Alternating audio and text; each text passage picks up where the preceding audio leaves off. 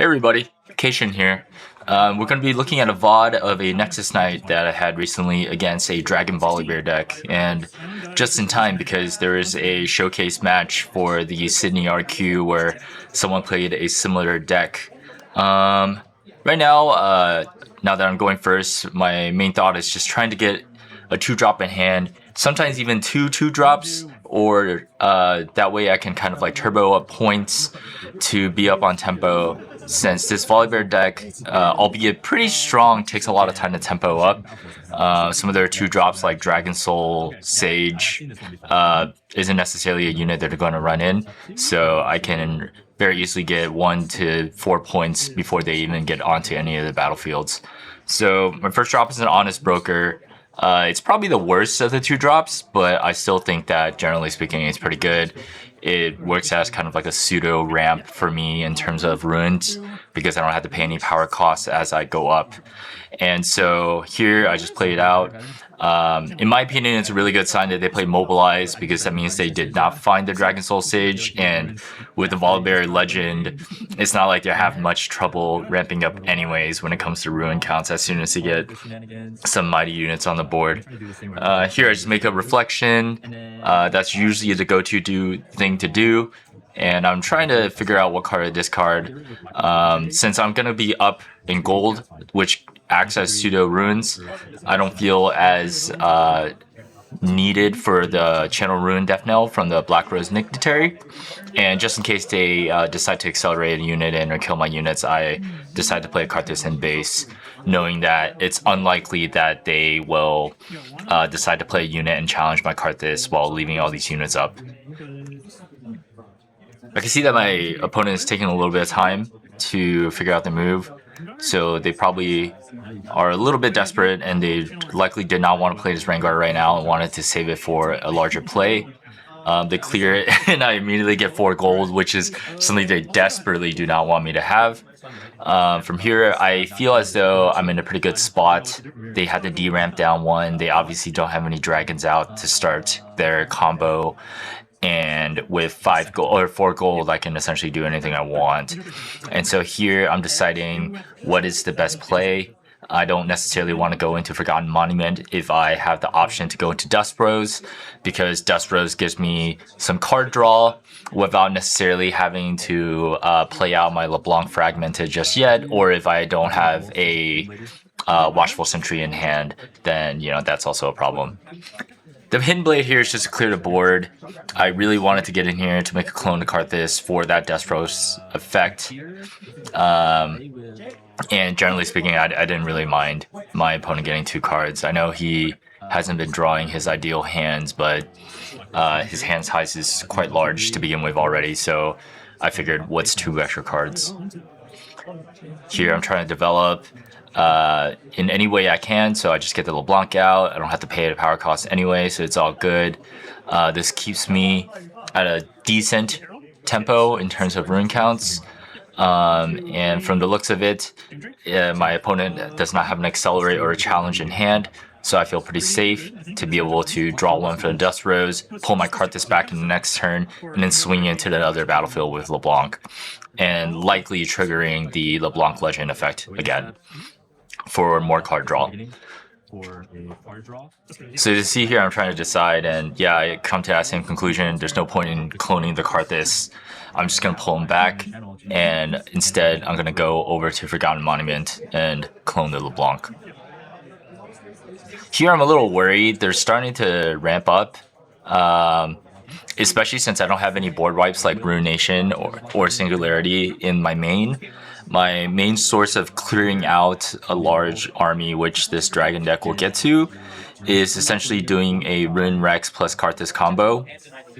And so I'm just trying my best to keep everything at tempo without using too many ruins. The gold is making it helpful, and that way there might be a turn in the future where I can lay down 1 or maybe even 2 Karthuses, have some Rune Rexes on the play, and then just run them in, kill a few people with the Death Knell, and then just continue tempoing.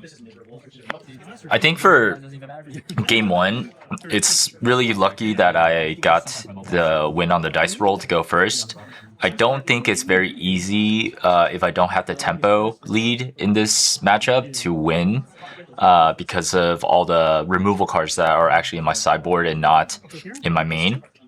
And so I'm just desperately trying to scam a win out.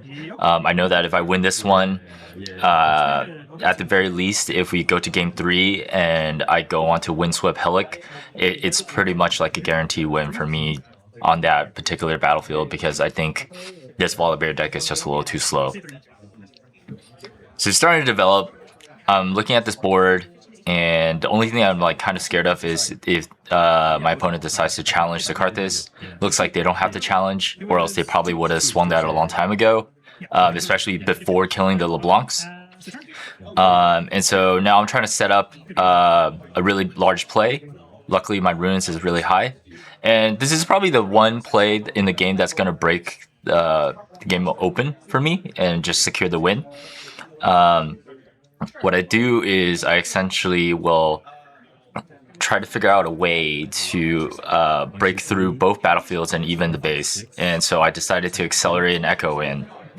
And since the Doomdrake here is 5 might to 5 might, I'm thinking to myself, if I can clear this side and then refresh my runes, then that'll be great. And then I can use the extra rune count and energy to make a play. My opponent does the draw. I see that he's getting a little desperate. He's looking for answers. And I'm fairly certain from that draw he found his punch first. That puts a little bit of a wrench in things. But luckily I saw something like this coming. And so I had a Death Grip in hand. And what I ended up doing was I Death Gripped Echo over to the Rune Rex so that Echo will refresh my runes and the Rune Rex will be up to 11 might. And then I just float 1 energy right now just in case I forget to do it in terms of like the order of the death knell and whatnot. So yeah, I can see the Echo, which is what I wanted to do anyways. I wanted this Echo to always die for me to refresh my ruins. And here's the difficult part. Since I'm looking at 11 might and there's 10 on one side and 12 on the other, it doesn't necessarily clear perfectly on the 12 side, and then it's kind of a little bit of an overkill on the 10 might side. And I'm trying to figure out if there's like some clever way for me to trigger a board wipe by actually trading off my Rune Rex. But then I decided the smarter play is actually just ram it into the bottom battlefield against the Doomdrake, make a clone through the LeBlanc Legend trigger, and then see what I can do from there in terms of board wipe. And it's taken me a while to figure it out because I don't know why I was so fixated on trying to get this Rune Rex to die on the combat and then trigger it that way when I could just very easily make a reflection off the LeBlanc Legend. Probably because I'm just getting a little greedy with like perfect numbers and stuff. And so I eventually run in right here, and you'll see that I make the reflection. I'm looking at my hand and trying to figure out a way to have enough Death Knell procs for it to go through. So what I end up doing is playing my second Karthus. So now this Rune Rex will fire off 3 times, and then I call the weak, which makes my opponent have to select someone to die. And here's actually a flaw. He chose the 5 might unit, but had he chosen the 3 might unit in the back, I would not be able to fully board clear. I would be off by 1. Because I had to do it in intervals of 4 damage. And so there was a 7 might and a 5 might unit on the board. I would have been able to kill the 7 might, and then the 5 might Doomdrake would have survived. But I think because of that small blunder, it actually broke the game wide open even more. I think it was still possible for me to win even if that blunder was not made, but it probably just would have taken a few more turns. And so here I'm looking pretty good. I like my position. It's nice that the Rune Rex and 1 Karthus is still up. There's some weird plays I can do to essentially either force the Rune Rex to die on my next turn after holding for a point, or I could just stack on that battlefield and just try to secure it. I think my opponent has 2 or 3 cards that can accelerate in their deck, but it's not the strongest unit of all time, so they would need to couple that with something like what's it called, a punch first, or there is one particular dragon that comes in ready if there's another dragon in play, but everything's been wiped, right? And so here I'm just trying to set up the board a little bit better. I am unsure what my opponent has in his hand, and he has quite a lot of runes up. So my goal is that I'm going to run in with just enough might, and I have a Vi in hand for any issues, and that if we manage to both trade off, I still have this 1 might Watchful Sentry that can just like walk in afterwards and capture for the double conquer win. And so I think my opponent only has 1 play, and he's just not sure if that's going to work out. He likely sees my 5 runes and knows that I have a Vi in hand, and so he plays the Rengar. I just slammed down the Vi, and it did not look like he had a punch first, or he probably would have played that first. And yeah, that's game. And so sideboard is pretty obvious for me. I think most of my board is pretty solid. I'm the aggressor in this matchup, so I want to keep as many low-cost units up just to be able to conquer for as many points as possible. I just get rid of some of the spells that I think are really hard to target against their deck. Call the Weak, they just have too many bodies, so they can choose some of the weaker ones. And Stupefy, -1 might's not going to do me anything here because they're all gigantic units. And so instead I put in 2 Singularities and 2 Ruinations. The Singularities is in hopes that maybe I can snipe off a few key units that they tend to keep in base. Or maybe even hit one of their units and then use the second proc to kill off my own Riptide Rex. And then try to make a play like that. And so here I'm deciding my mull. I likely, if I remember right, I already had a 2-drop, but like I was saying, I'm the aggressor and we're on Aspirant's Climb, so I'm trying to look for a second 2 or 3 drop to be able to just kind of like power through as many units as possible. I hit the Black Rose Dignitary, which is like the best card for turn 1 when you are going second. And they play Herald Scales, which is probably their best turn 2 play. They just miss their turn 1 play. And I intentionally run into Black Rose Dignitary, the Black Rose Dignitary into the Forbidding Waste. Because I want to force my opponent to attempt to clear me off the board. I don't mind if these units die, but if they come to this battlefield and clear me, then they'll get the -2 on defense the next time, and I can kind of reload and run back into them. Since I have 2 Black Rose Dignitaries, I just pitch the Soaring Scout. That thing's kind of useless now. And I bring in the LeBlanc. It's always nice to kind of balance between Death Knells that are rune channeling and then Death Knells that are card drawing. And so this is kind of what I'm doing to set up for that particular play. They essentially hit like their best turn 3 play right here, which is Gentle Gem Dragon. But once again, like as you can see right here, right, this is just like how that dragon deck plays out. He doesn't want to run the Herald of Scales in because that could be really detrimental to their game plan. That means all the dragons will cost 2 more and their combo kind of deactivates on itself, so they simply have to pass, which is great. And here I'm trying to decide if I need more runes or not. Looking at the Soaring Scout that I pitched over there versus the card draw, I decided that card draw is a little bit more important right now because I have more options for rune economy, whether it be through Soaring Scout, Black Rose Dignitary, or Honest Broker, or even Sacrifice. And then there's just slightly less card draw options when it comes to the LeBlanc deck. Not by much though. And so right here, I just pull it back. There's no reason to keep the Black Rose there. It's just going to die if I leave it there. And I run the LeBlanc into the other battlefield, mainly because I think card draw is really important to me right now. I likely don't have an amazing hand for the end game. I'm fishing for things like Ruination.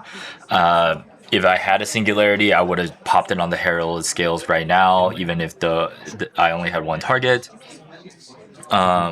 I get rid of the Hidden Blade because I just think that it's not as valuable right now as a Ruin Rex, and there's like not that many other options in terms of cards that I can be playing while utilizing my Ruin or energy count for the round perfectly.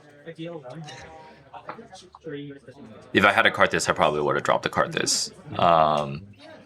Actually, that's not exactly true. I think for me, I remember I already had the Karthus in the hand, but I don't need 4 card draw, 2 is plenty, and I'm scared of the challenge because Karthus is one of my endgame combo pieces to be able to break through the dragons.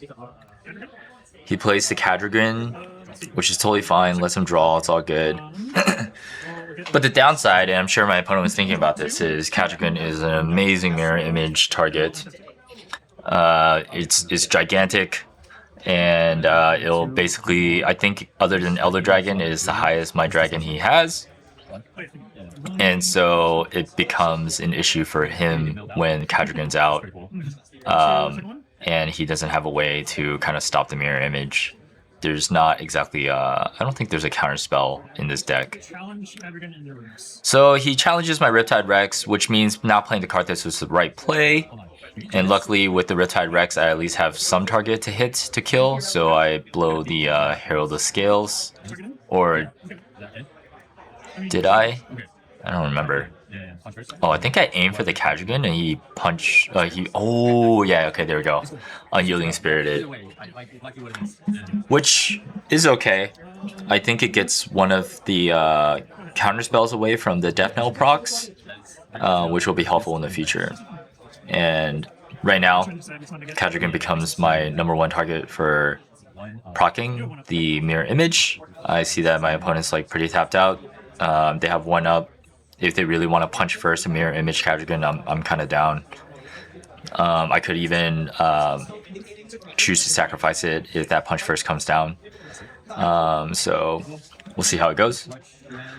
I make a reflection token here because I got a few card draws from before, and I generally know that I'm about to do a mirror image, and so because of the D ramp, I know I need to ramp back up. That, and I can't really leave the Black Rose Dignitary by itself, or else it's going to be -2 and a really easy kill. So here I do the mirror image trick. I run it in and basically face check them. And with 5 runes up, I am displaying that I might have a Vi, so they're unlikely to punch first, even if they did have it in hand. And then from here, I think I just play a Karthus? Yeah. By virtue of just attempting to get my rune count back up before the next turn. They're unlikely gonna let me hold here, right? And with the higher rune count, I could essentially reload my board and try to do another double conquer or board wipe. I'm very happy with being on 5 points because we're on Aspirant's Climb. You want to be on odd numbers. It's like the equivalent of being on 6 points, 4 and 6 points on regular Battlefield. Clears me out, and I channel 4, which basically opens the door to almost playing every single card in my hand at once. I think by this turn, I already had the Ruination. So I don't really care what happens to my units at this point, because I know that everything's going to get wiped anyways. I think if I had enough runes, I might have been down to drop like a Watchful Sentry and actually blow away my own Watchful Sentry for a card draw, because after my plays before and cloning the Black Rose Dignitary, my card draw is actually a little low right now. And so they're reinforcing, which I really loved because I knew the Ruination was coming down soon. They keep slamming down more units.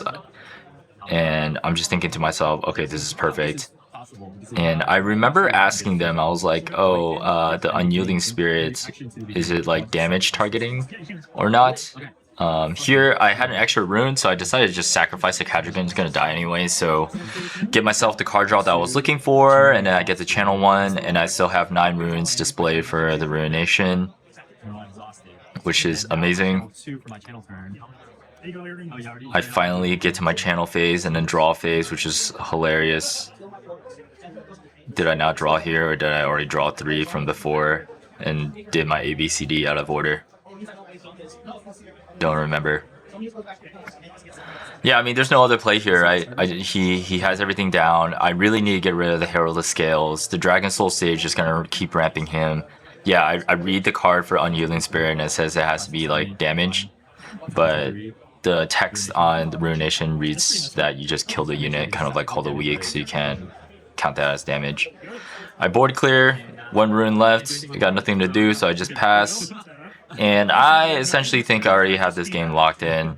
I don't think they can ramp back up from here. From their first few turns, it's pretty apparent that they're low on the dragons that they need to perfect their combo. And so I'm just kind of sitting here. I'm going to ramp my base back up with units the next turn and just attempt to double conquer 2 times in a row and win the game.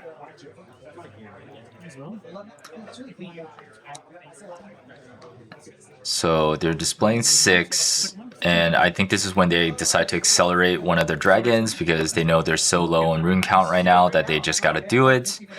They likely have more runes than they need anyways, it seems, in terms of like playable units, so they're okay with tapping a few more energy just to get the accelerate in.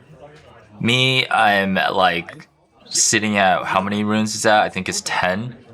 So I can basically play anything I want. So I'm just looking at my cards, likely trying to reload the board. And then the next turn is when I attempt to do the double conquer, and then it'll be a soft hold because if I double conquer, my units would just be chilling there. And then if they don't manage to break through, then I win. But if they do, I'll try my best to keep some units back in the base to do it all over again. So here I tap 5, I think. Oh, I tap 6 and recycle 2. Okay, yeah, for Echo Recurrent. Run it in to trade. It untaps my people. The fact that he lets this Blazing Scorcher die likely means that he does not have another punch first, which is great. I float the rest of the ruins, and now I have a lot on the board. This is essentially just to try to slow down my opponent. And I felt like endgame is coming near, so I did not mind using the Echo to kind of just wipe the board, and then I could refresh. I was displaying 5, but I think I had a Vi in my hand. I did not want to play the Vi just yet because I feel as though on attacking I might have to use it in order to stun a unit. It does end up playing in my favor. My opponent plays Elder, which is really good for him, but unfortunately he has a big decision to make, whether or not to keep the Karthus around to let me double Death Knell or keep the larger body of the Rune Rex around. It's a tough call. I mean, in hindsight, as you'll see in a little bit, I don't think it was the right call, but that's purely hindsight. So Rune Rex is 6 might. With a Vi, it brings me up to 11, and it will also stun the Elder Dragon. And so that might count is not easy for him to deal with. With 1 Karthus in and 1 Rune Rex, I'm displaying essentially 8 damage that I can spread in 2 shots of 4, which likely isn't going to do much. As you recall, like most of his units are not exactly at intervals of 4, right? It's like a 5 might, 7 might, 9 might. And so in those scenarios, I think you shouldn't be scared of 1 Karthus and 1 Rune Rex. But hard to say. He might be thinking that I have a second Karthus in hand, in which case that Rune Rex and the Karthus combo becomes kind of deadly. I generally think you should probably just get rid of the Rune Rex when the Death Knell will do you absolutely nothing. And then you could just find another way to kill the Karthus later. So play the Dire Wing and comes in ready because there's another dragon. And they're probably thinking to themselves, I'm kind of low on points. Maybe it's time for me to run in some of these units. And I think, generally speaking, yeah, if they don't try to conquer, then I'm going to hold, or I'm going to conquer and hold, and likely have like a board that will have enough Death Knells on the Rune Rex to wipe out everything that they have.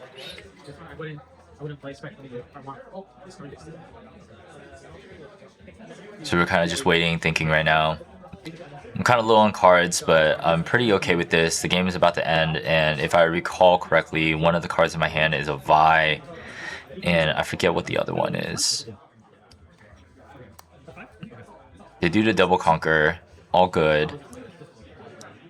And so I have a few tricks here. I'm actually looking at my Glass Mixologist, and I'm considering something like Death Gripping it or running it in just to get the Karthus back. And with a Karthus back, I might be able to double Death Knell proc the Rune Rex to clear both the battlefields out with some other combo pieces. It looks like in my hand it's really hard to see. I think I have a Vi, a Hidden Blade, and a Death Grip. And I'm thinking to myself, these 3-piece combo is like enough to clear out the Elder Dragon. So I'm just gonna go ahead and try this out. I can't let the Elder Dragon stay for too long, in case they like just like find a way to hit my backline. So I run the Rune Rex in first, and then I hit it with the Vi. It's stunned, and like I was saying before, this presents 11 might to their 10. And then, what's it called? The stun gets kind of shed on here. And so what I end up doing is I have to Hidden Blade the Elder Blade, or else it's going to wipe both of my units. And go to 6. Oh, right. I'm trying to decide if I want to clone or not. I'm not going to clone because I really want to Death Grip on the next turn to be able to capture the other battlefield. So I run the Glass Mixologist in. The Vi is kind of useless compared to the Rune Rex right now, so I decided to take the Vi over. I figured regardless of which one I bring over, if he has Punch first, he's going to blow me through. I guess the one trick is that I could use the Rune Rex to proc 4 damage onto the Dire Wing, but it felt like overkill in my head. I had a Glass Mixologist left in hand from the Death Grip draw, so I decided to just pitch it and clone the Glass Mixologist. That way I can get 2 glass procs out without having to pay for it because I didn't have enough runes up. And I think from here it's pretty much over. What's essentially going to happen is I'm going to proc the Glass Mixologist, reload on likely a Karthus, and my opponent's going to have a lot of trouble breaking through. They're trying to make an attempt by card drawing at least once to find an answer. They don't seem to have found it.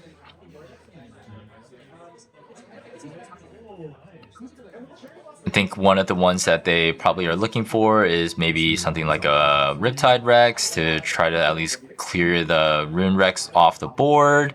But yeah, we just call it from there.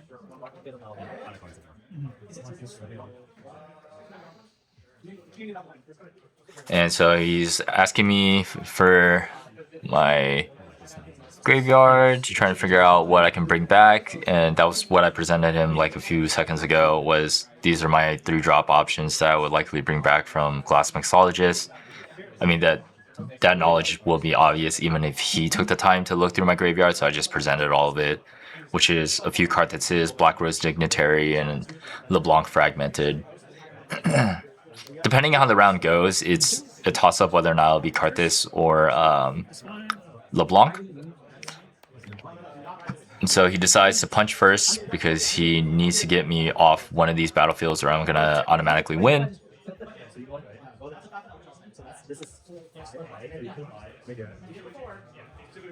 And I think he chooses to go to the top battlefield, in which case I end up doing one of each, which is 1 Karthus and 1 LeBlanc. I think with 1 Karthus, the Rune Rex double Death Knell is enough to essentially kill anything on his board that is not getting juiced by Punch First. And then I think I'm actually out of cards completely, so I needed 1 LeBlanc back in order for me to be able to card draw again. So, sorry, a little spoiler alert, I just remembered the game, but my opponent's still trying to decide what's the best move here. Decides to go to Forbidden Waste. Looking at it now, I can't tell if this is the right move or not. This makes it so that his Blazing Scorcher is also going to be at -2 for being alone. Oh yeah, he decides to challenge and then he board clears me, which is pretty smart. Essentially ruination me. But the issue is, since I controlled that battlefield, the Death Knell proc, I actually have the option to spawn one of my units back onto that battlefield. So I decided to leave the LeBlanc there and then put the Karthus in the base. If he doesn't have a way to push me off, then I get the point for hold. I can maybe even make a clone, which is great. Oh, actually I cannot because I have no cards in hand. And we call it GG from there. Yeah, so it's a pretty interesting game. I think I treat playing against this deck very similarly to if you're playing Aurora. They just ramp a little slower, and you just need to out-tempo them with the clones and how some of your lower body drops have Death Knells that'll keep ramping you up into the mid game while you still like kind of aggro in over and over again. Anyways, yeah, thanks again everybody for watching this video. Hopefully you liked the commentary. It's a lot of work doing this over the text way, and hopefully I get a little better at doing this and the production value goes up. And thanks for staying all the way till the end. Don't forget to like, comment, and subscribe. And maybe I'll see you at the next Nexus Night if you're in the Bay Area. Peace.